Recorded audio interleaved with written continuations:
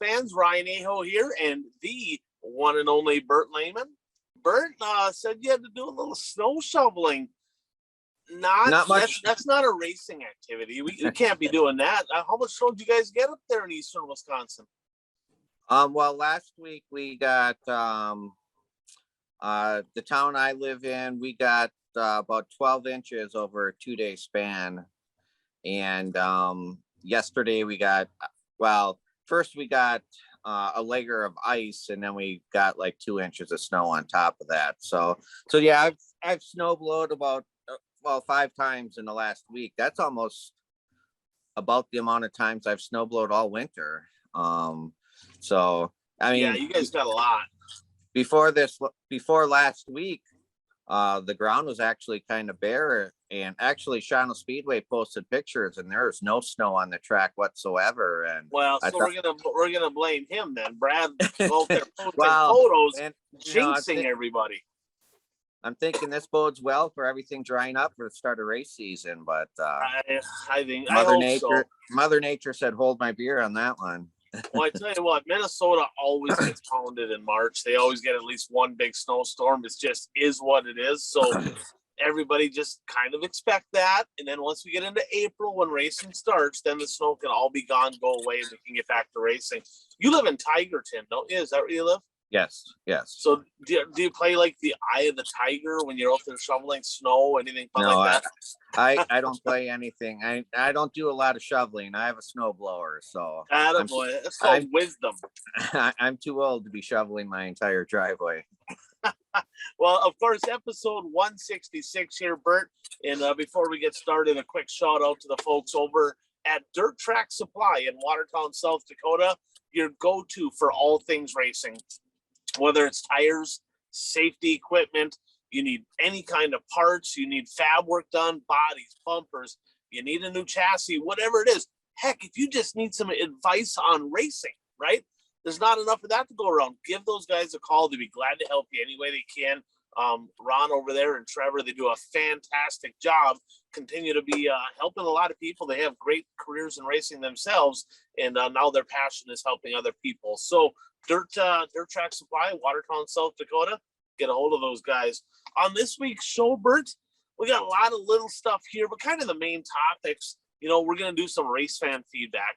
A little bit juicy here this week. We got some good ones in here. Kind of like it. A little bit of controversy. Our top 10s, right? There was no real racing. I mean, there's NASCAR, Brad's favorite. Just kidding, Brad. Kidding. Relax, okay? But there was no dirt track racing this past week to speak of, so we're going to just talk about our top 10. Like, what's our top 10 go-to events of 2023? What are we looking forward to? And we're going to talk about our picks and some bold predictions that we have. We've got some pretty cool stuff we're going to talk about, little tidbits here and there, and a whole lot more. But first, and we got a lot of them this week, Bert, but first, a blast to the past brought to you by Impact Health Sharing. You know, if you're self-employed, if you are an employee and you have to pay for your own health care and you're paying too much, if you own a business and you have a lot of employees and you're sick of forking out a ton of money for health care, give me a call, give me a text, 218-969-1380. I have a great product out there that can help you keep some of that money in your pocket called Impact Health Sharing. It's been fantastic. You can go to any doctor. I can get you a quick quote, get you some information, and go from there. See if we can maybe help you out. But Bert, number 166 here this week. 166. I don't have any 166s. Do you? I do not have a 166. I have a bunch of 66s here. Do you have some 66s? Yes, I have some 66s. All right. Are they all local? All of them except for one that I just thought of as national. All right. So I'm going to go ahead and that was going to be my trivia question. I think you probably got it. This driver, okay, this mystery driver is most notably known for the drama that occurred at the 1997 late model Dream at Eldora. He had a 4-wheel drive car. It was a GRT house car. He was leading the feature, in the Voodoo Child. Scott Bloomquist turned him around. They had the no fault caution rule back then. He took it into his own hands. He drove over the top of his left rear. He drove him into the wall. This was all under caution. Got black flagged, a whole lot of drama. And the Iceman, Jimmy Mars, went on to win that 1997 late model Dream. Bert, what do you got? I was just gonna say that, does Jimmy Mars get a Dream win if this event doesn't happen? It's one of those things where I guarantee Jimmy Mars probably lost with some stupid stuff happening. So it's only right that he capitalized and got a win that way too.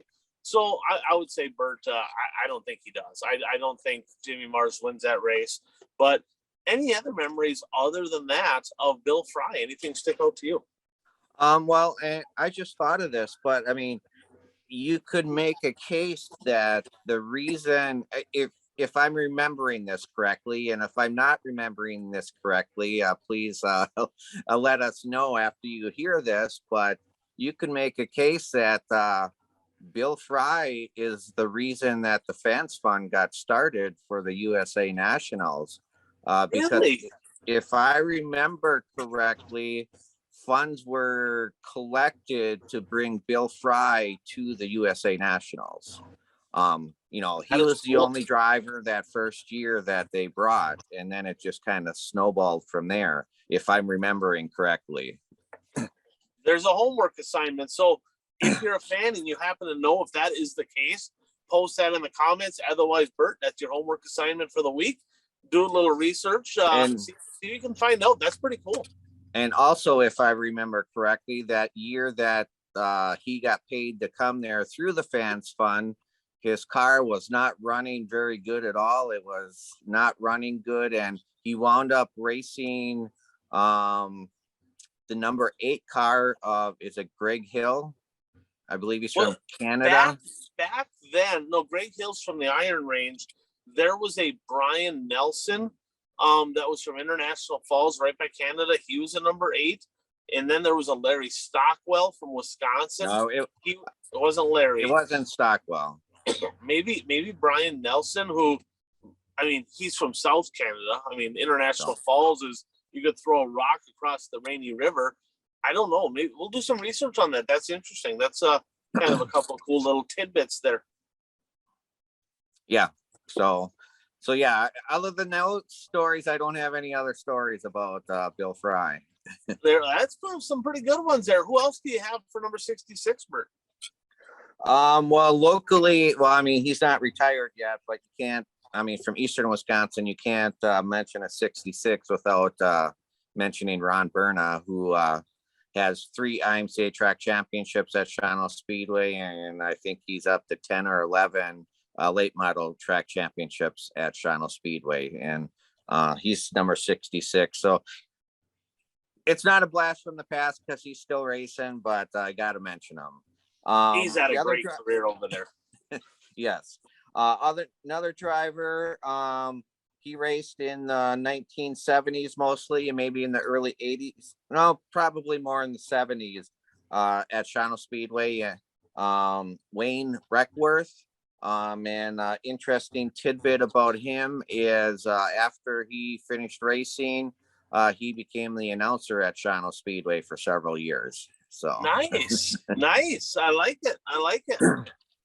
And the other 3 are drivers who are not known for the number 66, but they raced for a car owner, Crook Schultz, who his cars had the number 66 on them.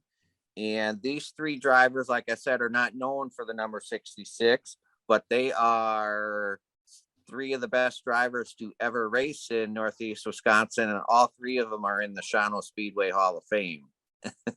Really? So who do we got? Roger Regath, who's most well known for racing the 96. Unfortunately, he passed away within the last year or 2. And then another one is Flying Farmer of Roger Paul from New London, Wisconsin, Terry Casey's hometown. Right. And Roger Paul is better well known for racing the number 95. And then the third driver to race that car is MJ McBride, Really? who is also obviously most well known for racing the number 5, but he also raced a number 30, number 66, and I want to say, and number 47. Right. I would say you can't be forgetting what numbers MJ. I mean, like, come on now. So that's interesting. So a legendary car owner, in number 66 has some pretty darn good drivers behind the wheel. So 66, it's hard to believe that there's so many, right? I mean, you had a bunch. A lot of times you're like, well, I got one, I got two. You had several there. I have several on my end. And kind of another unique one. This guy's most well known for driving the 45 up in the Twin Ports, with the 66 of T-Man, Terry Inman, buddy of mine, Lauren Inman. This is his dad. He actually sent me over a bunch of pictures and some notes. But Terry actually, he had retired from racing, and him and I think it's his brother, must be his brother, Daryl. Daryl was number 21. Terry was number 45. So one last dance out there, so to speak. 45 plus 21 equals 66. That was a number. Went out and made some laps there in his final year in the number 66. Another 66 late model guy. His dad actually builds engines still to this day. Okay, over in Minnesota, a lot of Wasota stuff, and he was a stud in the modified. He was really good in the late model. Dan Ebert most recently drove this late model. Well, it's just, are you asking who the car owner is? I'm asking who was the driver of that car before he hung up the steering wheel. Well, I don't know how to pronounce his last name, but G.O.A.T. You're close. You got it. You got it. You're close. I will not subject you to butchering the alphabet. Eric Briskoten. Okay. And he was, I tell you what, he put together some good laps. He won a lot of races. He was fun to watch, very aggressive behind the wheel. I remember one time, I feel like somebody got into him. Maybe it was a lapper, and he turned it sideways, and he went yard sailing all the way through the infield at Fergus Falls and still came out in the lead on the other side of the racetrack. I'm like, what the heck just happened there? And I don't know what the whole story is there, Bert. I don't know if he had some medical issues. I know he's married. Maybe she's the medical issue. I'm not really sure. Harlan probably has his opinions on that, but he has not raced for a number of years now, and a kid that really got around the track really good. Another guy, legendary family, okay? And I don't know how he's tied in. Maybe somebody, I'm sure somebody does, he can post in the comments. But back in my my early Superstock days, I raced against a guy by the name of Rob Chrisman. We all remember Dick Chrisman, right? The 89. Rob is a relative. I don't know if that would be maybe a nephew, a cousin. I'm sure they got to be related somehow because they're from Superior. But Rob Chrisman, he was tough. He ran some really good races in the Super. And most recently, him and his son were both in the pure stock class. He was back behind the wheel. I don't know. I think he ran a little bit last year as well. But I know he took several years off, and I feel like he got back behind the car and maybe endoed it a couple times. So hopefully that doesn't happen if he gets back out there this year. Here's another one. I don't know if you'll know this guy, Bert, but if I say Western Minnesota modified guy, I mean, this guy was flat out dominant on the high flying half mile. He had the orange 5X, right? I don't know if you remember the orange 5X. I mean, he won a ton of championships over there. Well, around 2004, 5, 6, in that neighborhood, there was a car owner, I don't remember what the guy's name was, but put him in the number 66 super stock, and he ran primarily over at the Viking Speedway, but then he ran some specials at the end of the year. Do you remember Scott Dan Zeeson? No, I don't. Yeah, he was good. So this guy's dominant and super serious, right? I used to like to mess with people. Still do, I guess. But I remember a couple stories about Dan Zeeson. We're over at the Wasota 100 back when it was like the big 100 at Cedar Lake. Nothing against Fergus, but it's just not the same. Okay. Well, they had the Race of Champions, which that's a done deal. They're not having that. I don't understand why there's no press release yet. Wasota's kind of, I don't know what their deal is with that, but there's no race of champions this year. But they used to have all the champions down on the stage, and then they take a picture of all the track champions. Just getting ready to take the picture. I'm like, whoa, whoa, whoa, whoa, whoa. And they're like, what? I said, Scott. And I had him turn around, and I fixed his hair. I said, okay, we're good now. And he's always so serious. He just like turned around. I'm like, dude, you got to smile a little bit. And I remember one night I was over at the Viking Speedway. Might have been my first time there or second. And I was on my way there. I was late, hipping rained out. And I called a buddy of mine. I said, hey, when I get here, like, I got to change gears yet. Like, can you help me? I literally ran out of gas in the hauler pulling in. So I was like out in the main parking lot, not even in the pit area. So I backed the car out. We're changing gears. And my buddy says, you got to watch out for this guy. There's a driver, not Scott Danzeason, but there's another one. He said, just watch out for him. He said, you're going to have to pass him first lap. The guy gives me a flat tire in the heat, right? So I have to start last in the feature. I come from dead last. It was like 22nd, 24th.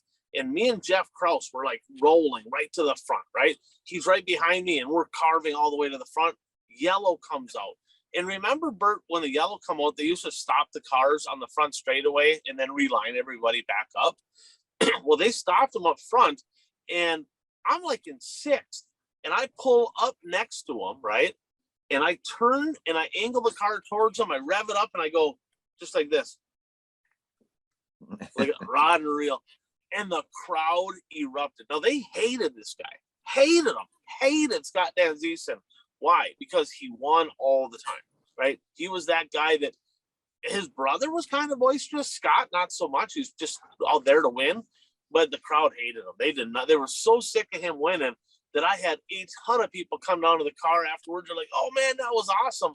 I actually got inside of him for the lead, and we got together. I bent a tie rod. I got second. He won, but it was a very memorable night racing against the old 66 of Scott Danzeason. Another guy here, which I wish our boy Puka was on the show, Bert. I wish our boy Puka was on the show.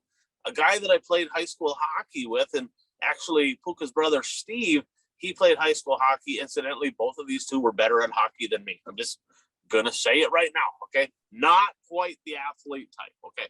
Now, with that said, Paul Roberts played hockey, and next thing you know, he started dating. You've heard Bob Girardi's name, right? He was actually married to Bob Girardi, kind of the godfather of Kelly Lake Racing, and ran a number 66 Super for him for quite a number of years through the mid to late 90s, and I think right around early 2000, and then he kind of hung up the steering wheel. But Paul Roberts, a Chisholm guy. So, I mean, that's Puka's boy, Chisholm boy right there. Another late model guy, Bert, you might get this one. You should get this one. You should. Okay. Western Wisconsin guy. He's in the Hall of Fame at the Red Cedar Speedway, inducted in 2015. At the Rice Lake Speedway, inducted in 2013. I don't know if Cedar Lake has the Hall of Fame, but if they do, he'd be in that as well. Track champion at 7 different racetracks. Won features at 20 different racetracks. In his last full year of late model racing was 1982. I'm drawing a blank. Phil Prusak. I haven't heard of him. Oh, man. You're killing me, Bert. You're killing me. You're dropping the ball today. Okay. So Phil Prusak, a guy that I remember that he had a really cool looking car, red, white, and blue. And yeah, I look back like on the 2020 racing history page, there's a lot of pictures of him in a 63. I'm like, had no idea that he ran number 63. I remember him as a number 66 in his late years of racing. Never got an opportunity to meet him, but heard a lot about him for sure. And the last one I have, another legacy family. We talk about some of the legacy families out there in racing. So Tom Corneliuson Sr. was a number 66. Now, there's a lot of Corneliusons out there. He's the older brother of the late Gary Corneliuson. And Gary actually, Lauren and I put together a memorial race for him up at the Proctor Speedway. Just a great guy. I mean, absolutely like salt of the earth. That guy that just was friendly to everybody. He was just that guy. Just loved racing. but Tom raced, and then their dad. It all started there with a guy by the name of Russ Corneliuson, and I never knew him. I didn't even know that he raced. But then, of course, Tom raced, Gary raced, Tom's sons, Tommy Jr. and Ricky both raced. Sounds like Tommy Jr. might get back into a pure stock this year. And then Russ's daughter, Deb, her sons raced. Andrew Inman, who had a hell of a year last year in the 11, won a bunch of races. And Jeremy Hall, who has not raced for a couple of years, but multiple generations of racing there, Bert, in the Corneliuson family. So always cool, always fun. That was a long version of a blast of the past, but I enjoy kind of a look back at some of the people that did it long before we were watching racing and while we were watching racing growing up. But Bert, what do you say we get to a little race fan feedback? Let's have a little fun. We got a little bit of, we're gonna hurt some feelings probably, but this is just feedback. We're gonna go off of the emails and stuff that we get. But before we do that, buyraceshirts.com. Folks, it's that time of year, right? Racing season is literally right around the corner. If you need hoodies, you need t-shirts, you need hats, you need crew shirts, polos, whatever it is, right? You need apparel. That's your go-to. Buyraceshirts.com. For racers, by racers. You can buy apparel in any quantities. It's got different programs out there. Look them up online, and they do a great job. So we're gonna skip. We got so many here. We got so many that the first one we're gonna go with Brent. So Brent, he's actually sent us some feedback in the past, and we'll start with his, and then we'll do Lucas's as well. Okay. So Brent asks. He said, should dirt tracks have a scoring loop like NASCAR? So NASCAR, if you're not familiar, because a lot of us really haven't watched much NASCAR since Dale Earnhardt died, okay? If there's an altercation in NASCAR, there's scoring loops all over the track. And whenever they go yellow, they look to see where everybody is in accordance to those loops, and that's how they place everybody in, okay? Should they have that? Is that something you can see happening? Is there a need for that in dirt track racing? I don't think there's a need for it, and I don't see it happening. It's just another expense that I don't know what kind of technology would be required that, but I'm assuming that area tracks don't have the technology right now to do that, so they would have to purchase whatever the technology is. And personally, I don't think there's a need for it. I mean, we've done look, we've done fine with the way we've been doing it, so I don't think there's a need for it. Have you ever been a lap car? No, I haven't. Okay. We might want to ask them. Okay, we might want to ask them. But in particular, we want to probably ask the lap counters that were scoring races when I was racing. Okay, but maybe we got to get Deb on here. Most cars have transponders now, so I mean they can go with that to see who is leading the last lap, but to actually have a scoring loop to find out where they were on the track exactly when the caution flag came out, I don't think that's necessary. Yeah, I'll play devil's advocate because we've all felt, as a racer, you always feel, when the yellow comes out, if you're on the move, you feel slighted every time, right?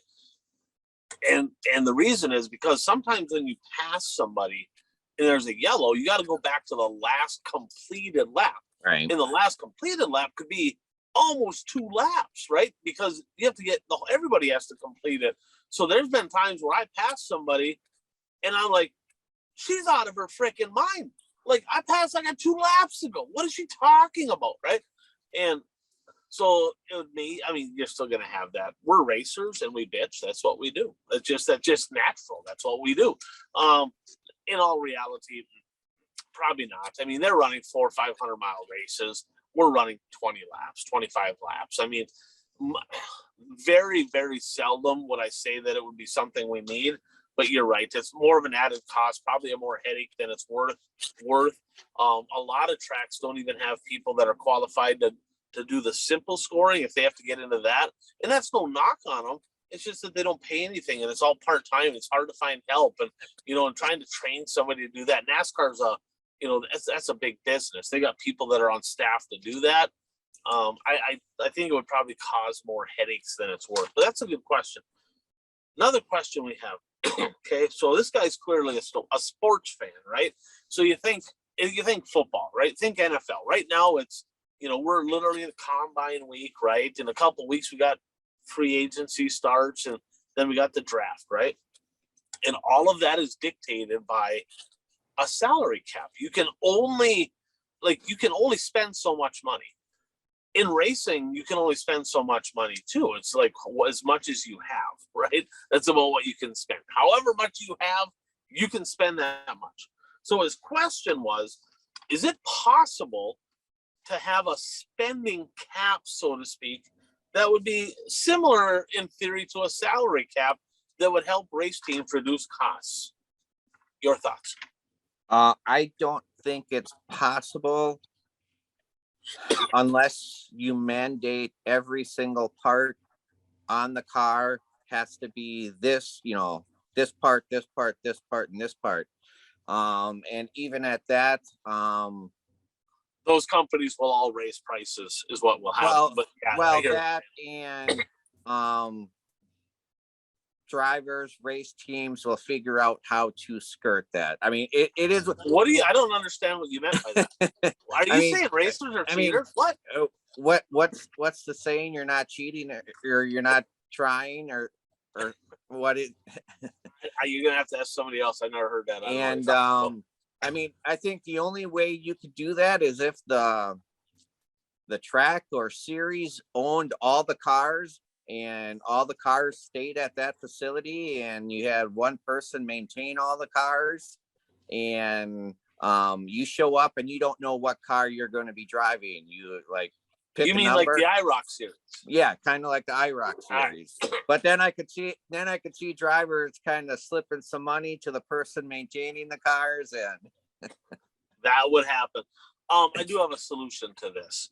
I like his mindset here. I do. Oh yeah. And I think the solution is really when you're making rules, okay, whether you're a sanctioning body or the promoters make it, or just one person maybe in a certain sanctioning body might make the rules. One of the things they need to look at when making rules is make rules that take away the performance advantage of a checkbook. Okay. So there are things where you can flat out limit traction, right? There's things that you can do that rule in theory will help defend against somebody that's just got a ton of money. And that, I mean, shocks, like spec shocks, they tried that in the streets and they just went about it all wrong. But you start looking at spec shocks and different things like that. There's things that you can do that will help really take away that performance advantage. But at the end of the day, people are going to spend it, right? I mean, if they're like, I can gain 2 horsepower with that, yeah, $1,500, give me 2 of them, right? That's just how racers think. It just is, so unfortunately, it's one of those deals where people are going to spend as much money as they have. And I think that's where a driver really has to, if you're going to race, put your ego to the side and get in a class to where you can competitively compete. Like on the budget that you have, you can race at a high level. I don't care what class it is. Don't care, right? It could be pure stocks, street stocks, mod 4s, Hornets, mods, late models. I don't care. Pick a class that you can afford, that you're like, I can have the best of everything in this class and it's not going to totally kill me, right? I'm not going to be way outclassed by everybody else. Race that class. It'll be just as fun, I promise. So the next question we have from Brent, the last one we have from him is, what characteristics have you seen that are common amongst successful winning drivers? So Bert, what have you seen? Well, dedication, willing to learn, willing to put in the time required to to learn or to work on the car, that sort of thing. Yeah, and sadly, I think we're kind of getting away from that a little bit too, right? Because now people are literally like, "Hey, I'll just go pay somebody else to work on it. You just show up and drive." I've seen some of that. Well, but and there's also, I mean, I've seen this where, you know, there is a younger generation of drivers out there, but some of them, it seems like their dad and their dad's friends are doing all the work on the car and they just race the car. yeah, there's more and more of that happening for sure. They're like, "Well, I can't work. I'm playing video games right now, right?" Confidence. I'm gonna go with confidence. There's a certain swagger, and this ain't.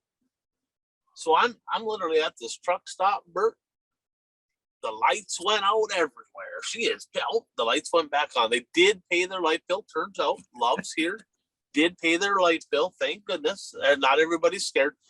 But I'm gonna go with that. That's the case in all sports. You kind of get that little bit of a swagger, right? You kind of that alpha dog, that alpha, right? To where you're you might not be an alpha in all parts of life, but you're an alpha in that situation. Like, a lot of times when you're at the highest level, you can do things with a race car that if your confidence is down just a little bit, you can't do, right? And these cars nowadays, you have to drive them hard. You're carrying a lot of corner speed, and the more confidence you have, the more you're up on the bars, and the car's going to work better. So I would say confidence is probably the biggest thing that I've seen.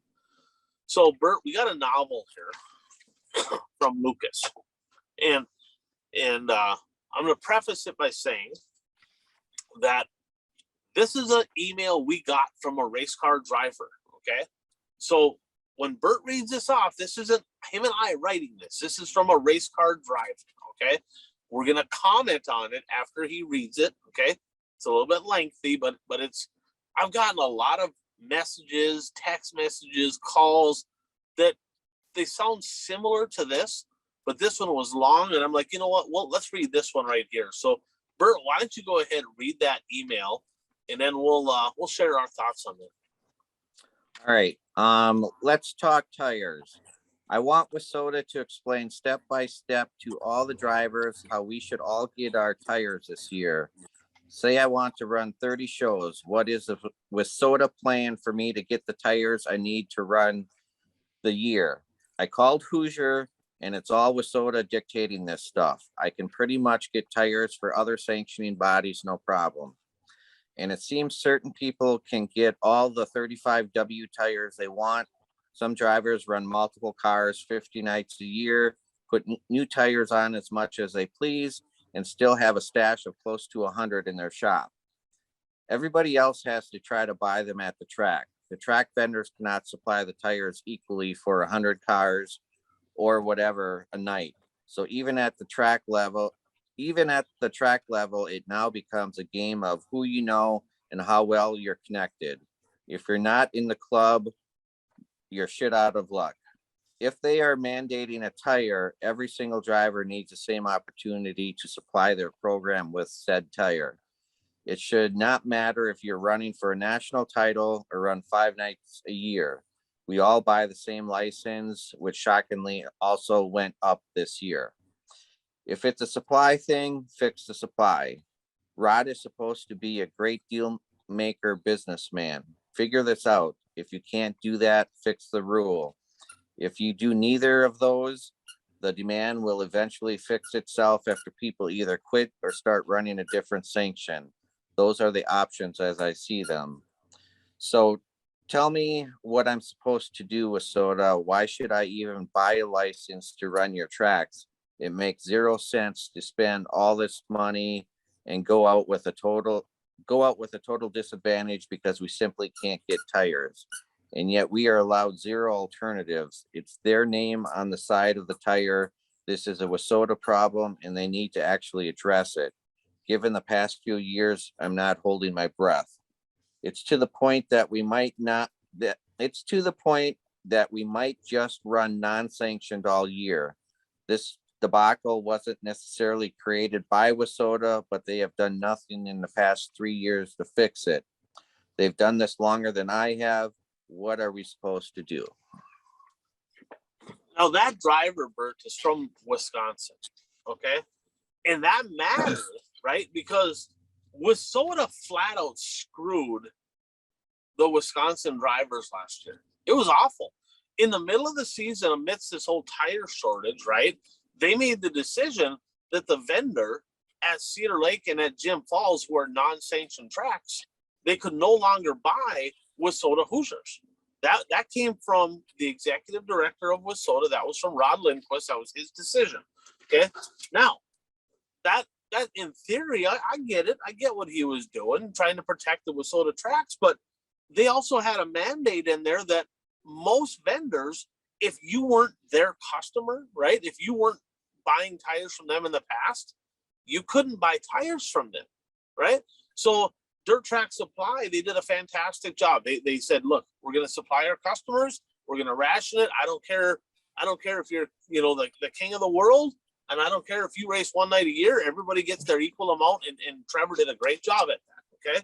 And I think a lot of vendors probably did. I think a lot of vendors really did. But the problem is a Wisconsin driver last year that races maybe Cedar Lake on Saturday, but maybe they want to race Menominee on Friday. Okay.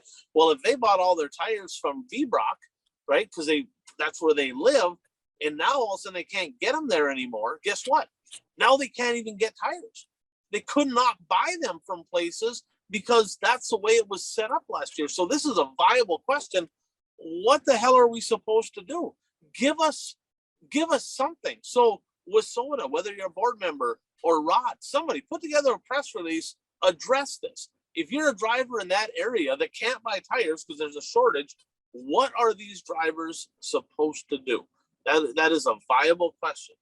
And the Cedar Lake deal, the non-sanctioned, when he talks about non-sanctioned, that's exactly why Cedar Lake, I talked to them guys. They said, that's why we're going to stay with the mod rules for sure, how we have it. They were kind of open to some different things in other classes, not after Wissota kind of gave them the runaround last year with the tire deal. That really hurt that relationship.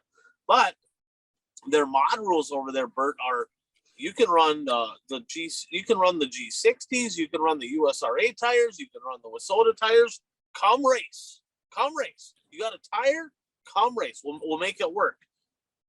If we're in a tire shortage, if that happens again this year, and I don't know if we'll have one or not, I haven't heard that. That's why Jim Falls and those guys, they had more cars. Jim Falls' car count was higher than Menominee. Why? Because a lot of their drivers had no issues getting American racers. So that was a viable deal.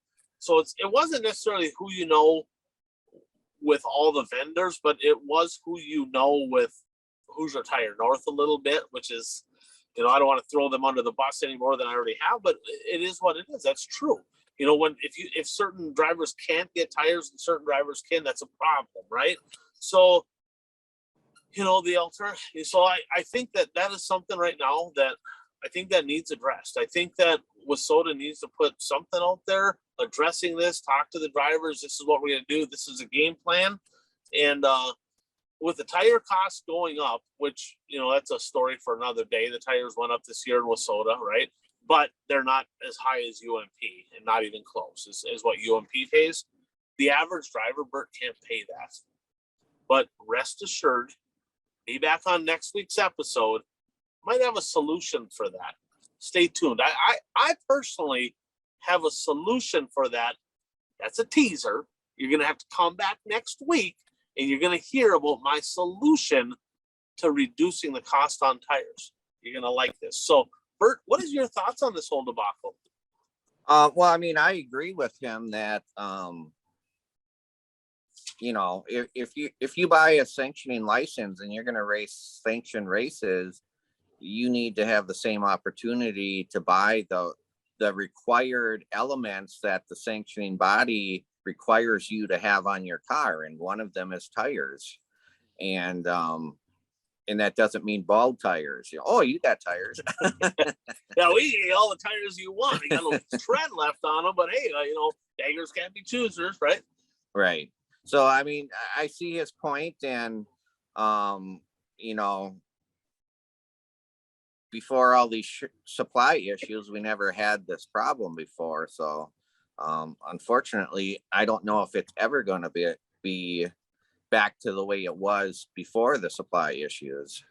Yeah, it'll be interesting. And I guess I'll touch a little bit on this other one we had. We had another comment from Joe. And in the question was, if you're a new person getting into racing, where do you even go for advice? Like, a lot of people don't even know who to turn to now, right? Because let's face it, if you go to the wrong person, you're going to spend 50 grand on a B mod, right? Oh yeah, you got to have this and this and this, and so you need to, there's got to be an avenue out there where people can actually go to people to get proper advice on how to start racing at a lower budget, get what they need without going flat broke. And I want to commend somebody on that, Kaylee Emerson, who runs the Northern Renegades. They have a program, a driver's program, where it's kind of like, hey, if you're interested in sprint cars, here's who you talk to. We'll get you set up at a low cost. So they have a pretty good deal with that. Well, when I was younger, I wanted to race when I got older. And, this was in the 80s. Are you not older yet? Are you not older yet? Well, I don't want to race anymore. Oh. This was in the 80s. So, I mean, this was way before the internet and all of that stuff. So I actually, I subscribed to Stock Car Racing magazine at the time, and looking through their ads, there's a ad for different books that are available. And one of the books was How to Get Started in Racing. And one of the things that, I bought this book. One of the things they recommended was get in the pit crew for a driver in the division that you want to start in. So, which I think is great advice. I mean, right. Drivers are always looking for help. And, if you get in a pit crew in a division that you want to start in, you're going to learn what it all takes to be, to at least get on the track. And, hopefully you'll see what it takes to be successful when you get on the track. Right. And I think that's needed. And with the internet, you got to be careful. You got to sift and sort, through the information and make sure you're talking to the right people. And that just being around, go observe for a year, be on a pit crew, like you said, and kind of observe, and you'll kind of learn who to talk to and who not to. It used to be, drivers would get started, they put in their lumps, there's a learning curve you'd have to go through. But unfortunately, racing, with technology and everything, it's kind of taken it there. But everybody just wants to buy what's going to make you go fast, whether it's buying setups or the latest gadgets. The days of going to the junkyard to get a part are long gone. Right, for sure. There's no question about that. So let's shift gears. Right, we talked about on the preface here, we're going to talk about our top 10 must-see events. And I originally had of 2023, but we're already 2 months in. So if it happened to be something previous, right, or that happened earlier in the year, so it could be any year. But what would you say the top 10? Now, before we get into that, a little shout out, Brad Parson Egg Solutions. So if you're a farmer, right, there you go. Agzyme is one of his great products that he has. He has a lot more products than just that. But if you're over in Western Minnesota, North Dakota, South Dakota, right, it's almost that time, right? Snow's here, winter, it's cold, I get it. But planting season is really close, right? You're going to want to get a hold of Brad. And his number is 320-219-3542. And we know that the right chemicals applied properly in the right amounts is going to yield you great results. Great results in farming is a higher yield. It's more profitability, more money in your pocket, more bang for the buck. So get a hold of Brad. He'll take good care of you and get your 2023 farming season started off in the right way. So, Bert, everybody likes dogs. Everybody. And if you don't, you just you suck. I just is what it is. Okay. And so you can show your dog. You don't have to hide. Show your dog. Come on. This is Revy. Revy, I like it. She's Revy. a puppy. she's a puppy and she like needs attention all the time. I need attention all the time. I'm not a puppy, but maybe I'm identifying as one today. So if money were no object and you didn't have to ask the boss for time off, right? And you could go to any 10 events, but you could only go to 10, right? Only go to 10. What are your top 10 that like you like? These are absolute, like these are the ones that I would for sure want to attend. Well, mine aren't necessarily for 2023. I kind of did my bucket list of events that I'd like to go to before I die, I guess. There you go. What do you got? Well, I'm gonna go number 10. I have to have one Wisconsin race on there, so I'm gonna go with the USA Nationals. Okay. What do you got? And I don't have any particular order. I got 10 down. Okay. But go ahead and just roll right through your 10. Okay. The Dream, the Dirt Track World Championship, and this isn't just one event, but a Hell Tour week in Illinois. The Topless 100, the IMCA Super Nationals in Boone. That's a good one. Florida Speed Weeks at East Bay and Volusia. The Knoxville Nationals for sprint cars. The World 100 and Falls Fairbury World of Outlaw race. So Prairie Dirt Classic? Yeah, Prairie Dirt Classic. Okay. So we have a few weird, right? We got a few that are same. So in no particular order here, the World 100. You've been there. I have not. I've never even been to Eldora. From what I understand, the culture at that race, the atmosphere is unbelievable for a dirt late model race. And it's the World 100, right? It's not even the highest paying race, but it's the most prestigious, and it ain't close. Okay. The Knoxville Sprint Car Nationals. If you're a race fan, I don't want to hear this, sprint car. I don't like sprint cars. Well, whatever. We don't care if you don't like sprint cars. I didn't like sprint cars at one point either. But the Knoxville Nationals is the highest attended fan count of any race on dirt, period. And it's not close. It's the biggest atmosphere, the biggest, most electricity in all of dirt racing. The Prairie Dirt Classic, which, Bert, I'm going to the Prairie Dirt Classic this year, and we are going to win $50,000. Okay, I hope so. That is going to happen. Okay, the Sprint Car Million at Eldora. There's been 2 million to win late model races. Now there's 1 million to win sprint car race at Eldora this year. Boy, I'm going to do everything I can to try to get a load in that direction. That would be fantastic. The John Seitz Memorial. The John Seitz Memorial. That race right there, I've watched it every year.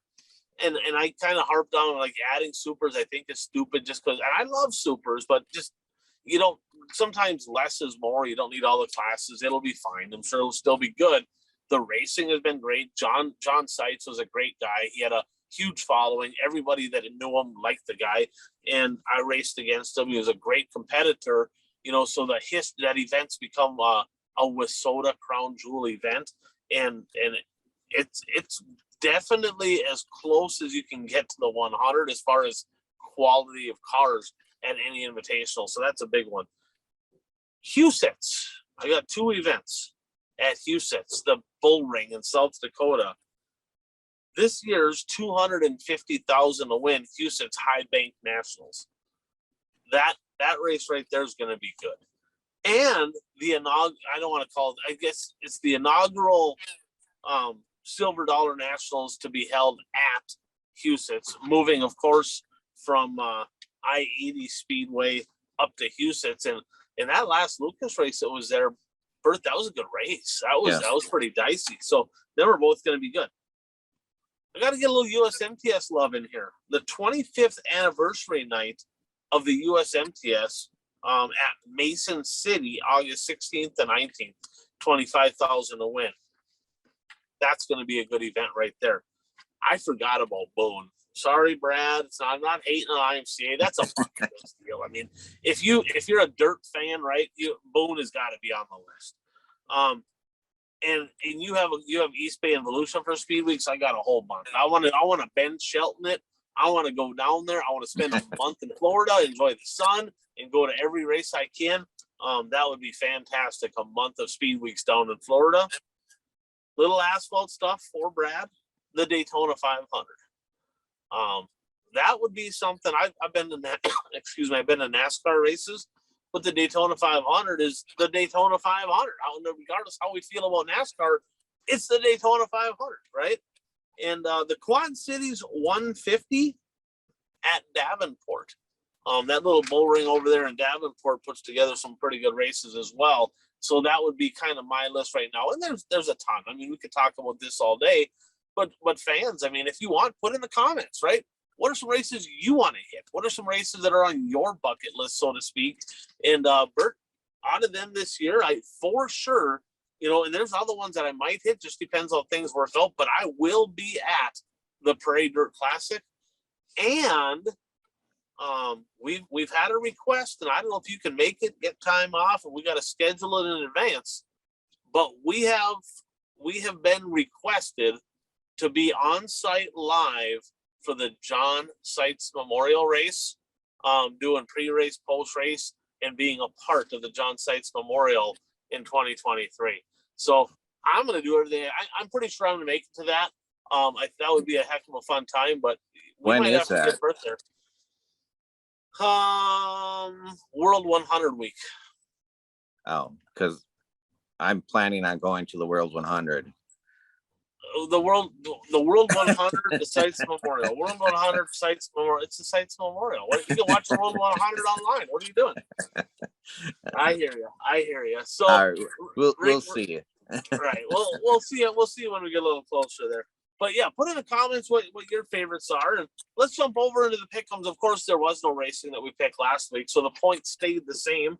Kurt at 27, I'm at 23, Jeff's at 21, Mike and Brad at 20, Kent at 19, Dan at 14, the two-time and reigning champion Bert Lehman at 13, and not so hot Carl is threatening to climb out of the cellar this week and go edge above somebody here, whether it's Bert, it might be Dan, somebody.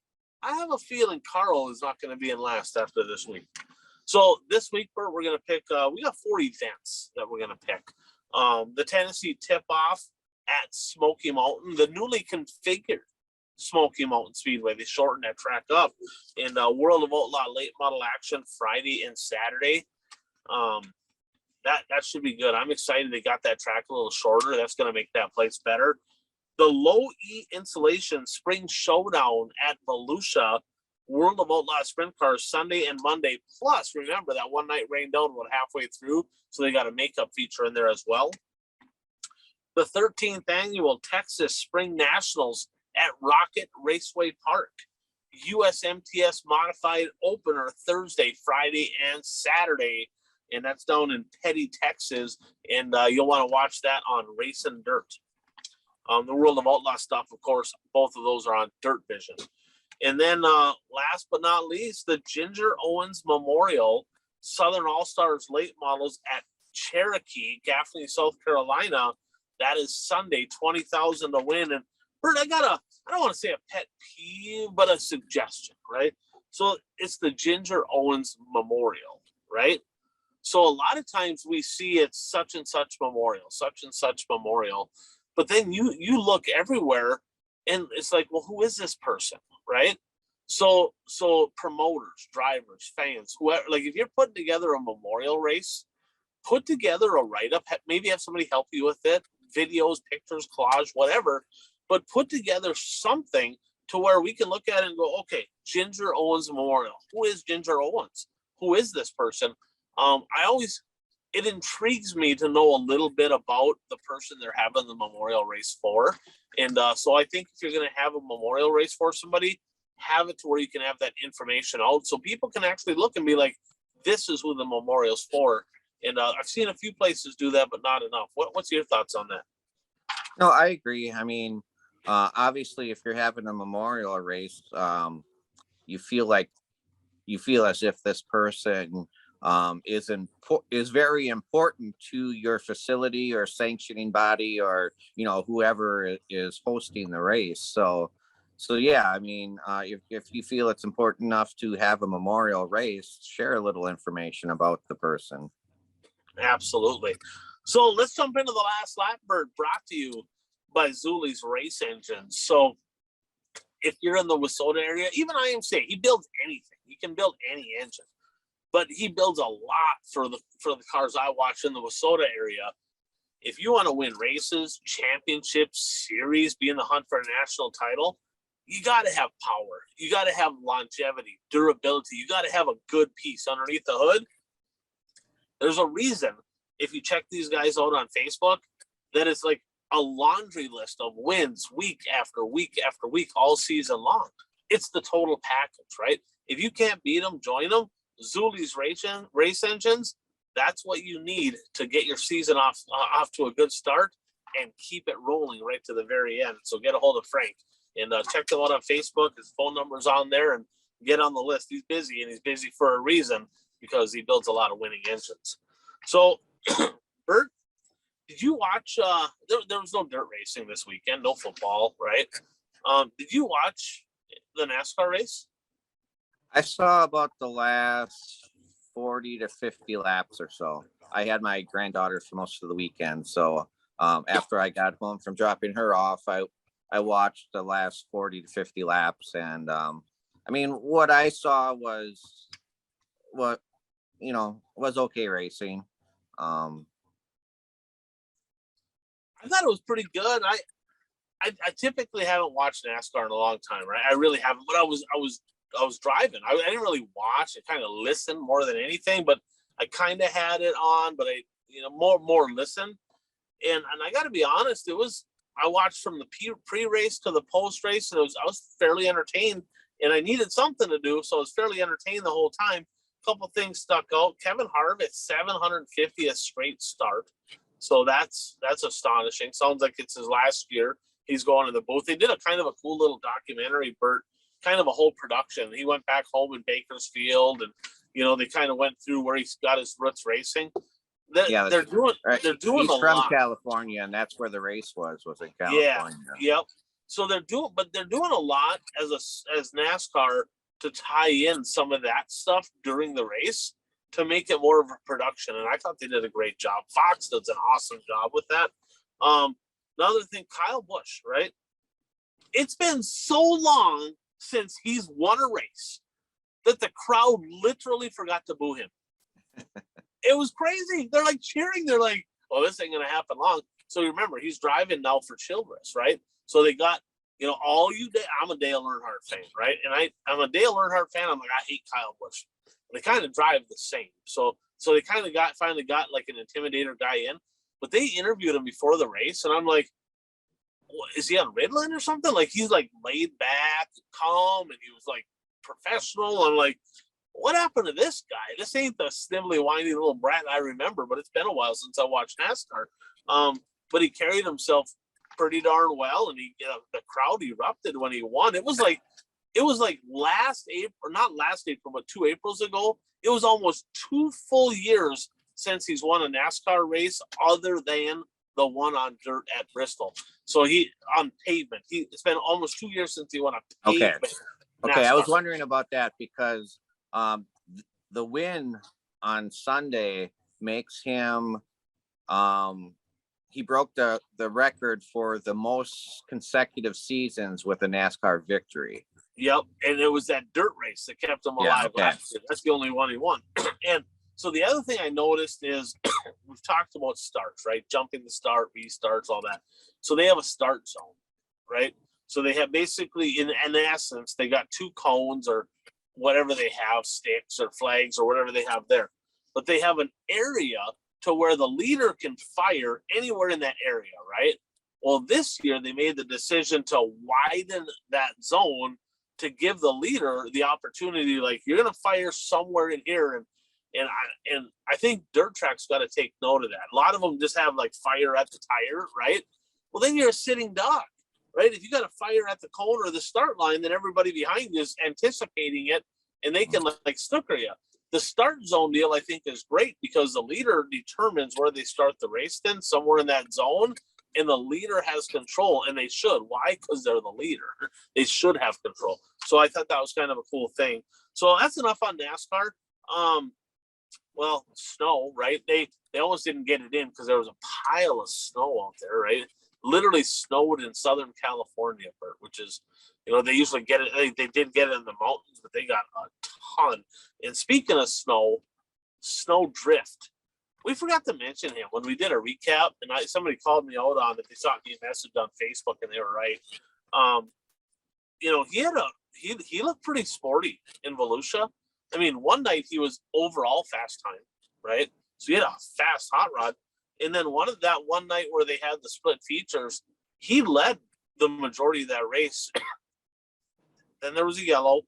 Then Hudson O'Neal got by. And then like 972 people got flat tires because they ran over debris. But if not for that caution, he might have won that race. I mean, he was really, really good down there. So kind of cool to see him make the trip down from Renner, South Dakota, and actually be respectably fast and somewhat competitive down there. Yeah, I agree.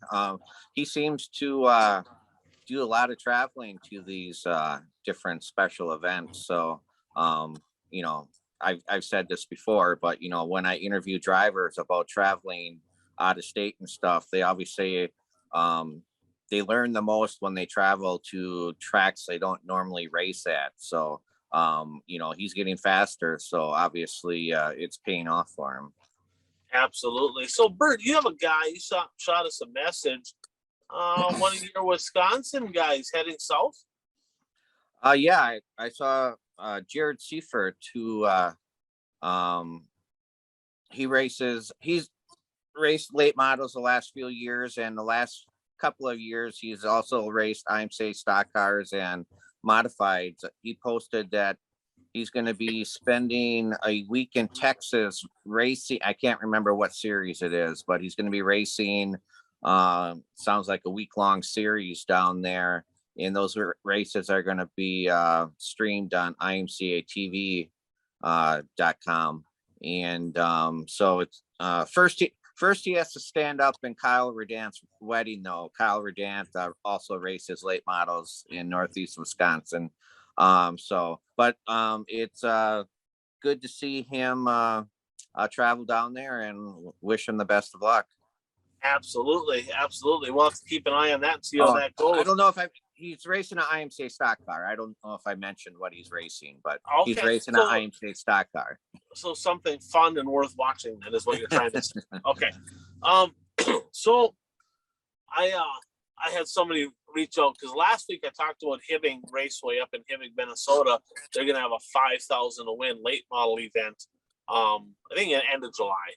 And that same night, Ogilvy, who never ran late models weekly before, they're going to run like 12 shows this year. Well, they have them on the schedule that night. And Hibbing essentially is going to do a 5,000 to win race, which obviously they're not going to do point average because it's a 5,000 to win race. They're going to have draw redraw. Well, he pointed out, he said, look, he goes, they can't do that. I'm like, what do you mean they can't do that? Like, they're the established that Saturday track. Well, technically Ogilvy's, that's a weekly track at Ogilvy.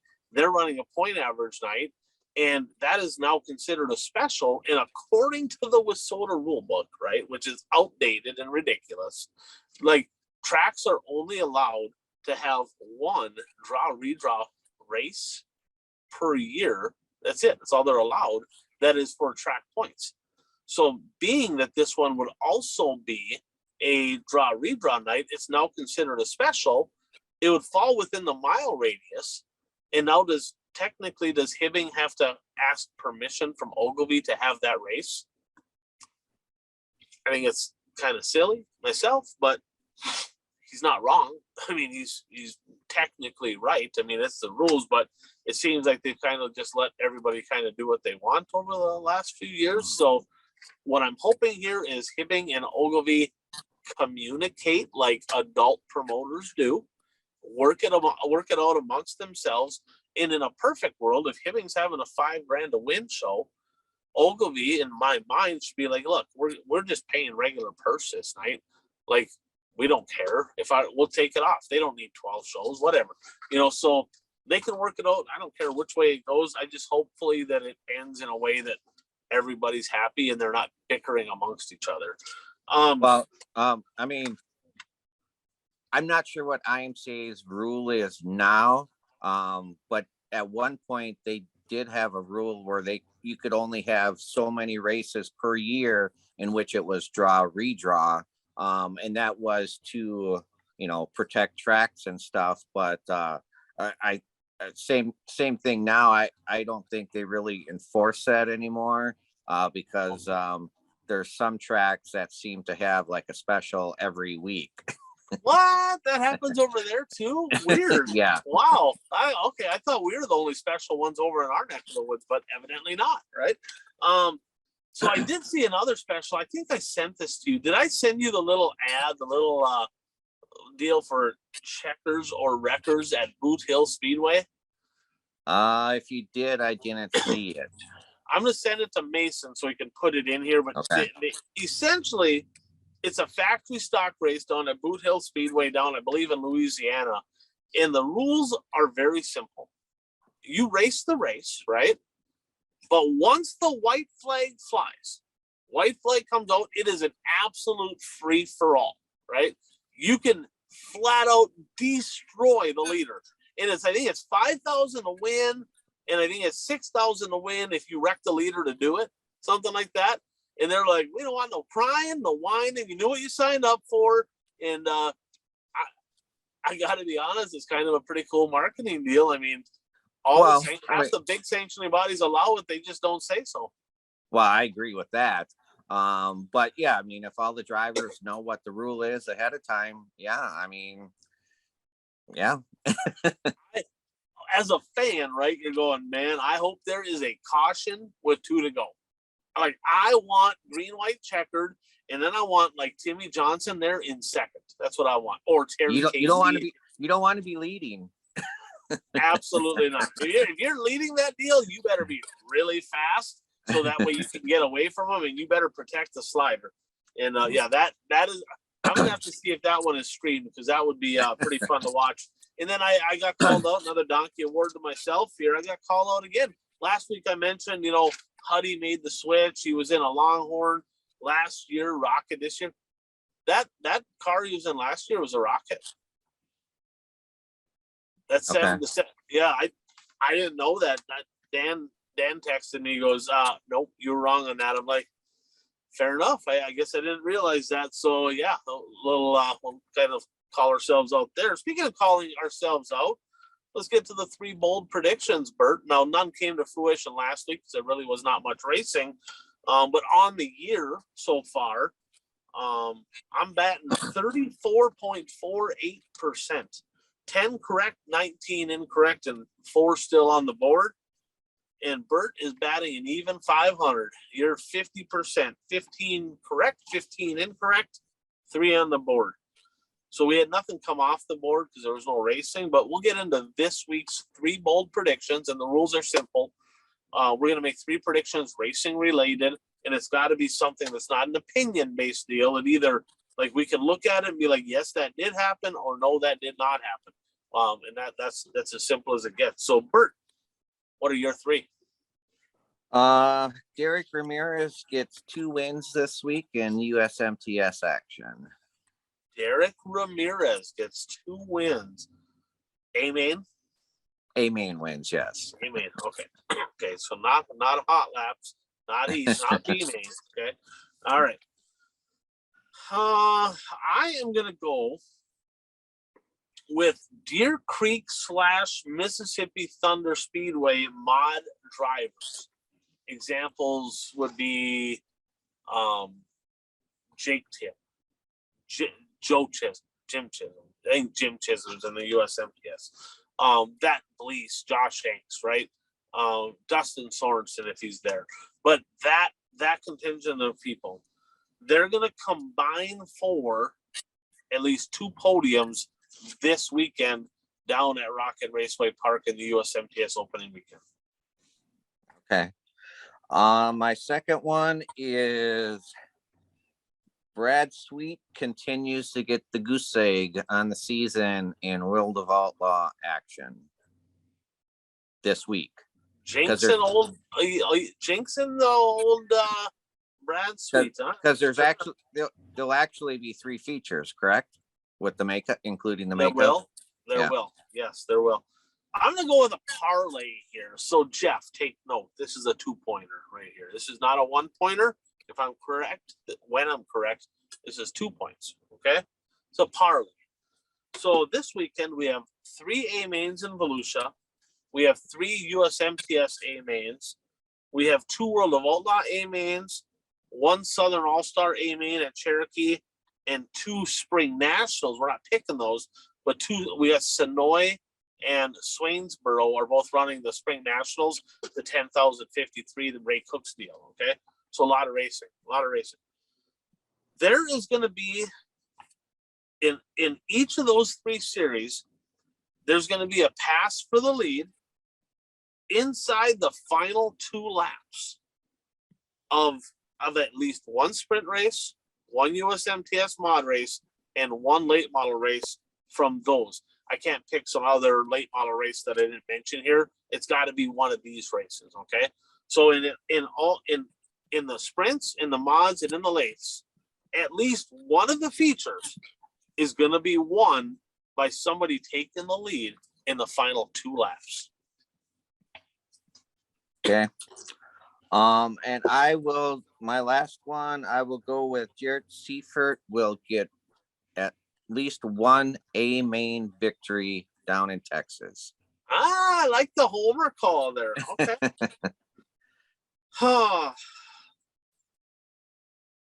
I got a couple here.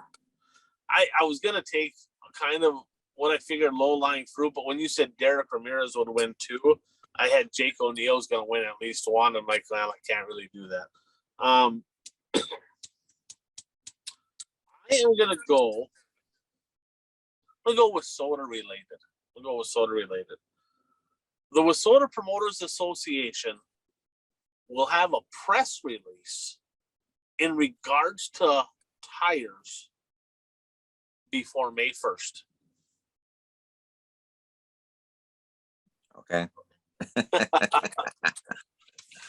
And that can be good, bad, or indifferent.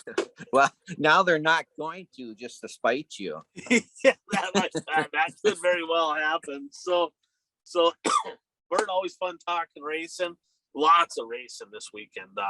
What the heck day is it? It's Tuesday. So there's nothing on Wednesday. So everything kind of looks like Thursday here. So there's plenty of racing action to be had. You know, lots of streaming options. Jump on, check out some racing. If you can get there, it's always good to get there. I guess we don't really have any in the north this time of year. But a shout out again to the sponsors. Dirt Track Supply, Brad Carson Egg Solutions, BuyRaceShirts.com, Dirt Race Central, Mason Aaron's Videos, Impact Health Sharing, Zuli's Race Engines. Lots of great sponsors. Got a brand new sponsor, Bert, that we're going to unveil next week. I'm excited about that. I'm excited to have them on board. Again, I talked about a solution to the tire issue, right? The cost of tires. Little teaser. You do the math. We'll talk about that next week. I'm Ryan Aho. That is the Bert Lehman. Thanks for tuning in to the One to Go Show.